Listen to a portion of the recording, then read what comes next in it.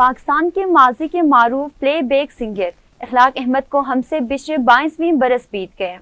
इखलाक अहमद में होश संभालते ही गायकी का शौक पैदा हो गया।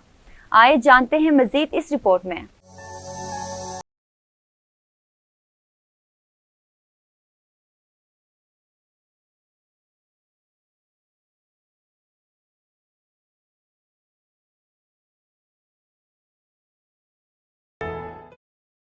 इखलाक अहमद 10 जनवरी 1946 को पैदा हुए। मैट्रिक का इम्तिहान पास करने के बाद उन्होंने अपनी फनी सफर का आगाज कराची में अदाकार नदीम और मसूद राना के साथ एक स्टेज परफॉर्मेंस से किया। लाहौर ही में मौसीकार रोबन गोश ने इखलाक अहमद की आवाज में अपनी फिल्म चाहत का एक नगमा सावन आए सावन जाए रिकॉर्ड करवाया, जो इखलाक अहमद के फिल्मी सफर का सबसे मकबूल नगमा करार पाया। इस नगमे पर उन्हें खुसूसी निगार अवार्ड भी दिया गया। इखलाक अहमद ने अपनी फनी जिंदगी में 90 उर्दू फिल्मों में मजमूई तौर पर 140 गीत गाए। उनके बेशतर गाने सुनने वालों में बेहद मकबूल हुए। उन्होंने मजमूई तौर पर 8 निगार अवार्ड हासिल किए। 1985 में इखलाक अहमद को खून के सरतान का मौजी मर्ज तशखीस हुआ। उन्हें इलाज के लिए लंदन ले जाया गया। वो 14 बरस तक इस जानलेवा बीमारी से लड़ते रहे, मगर 4 अगस्त 1999 को लंदन में बीमारी के बायस खालिक के हकीकी से जा मिले।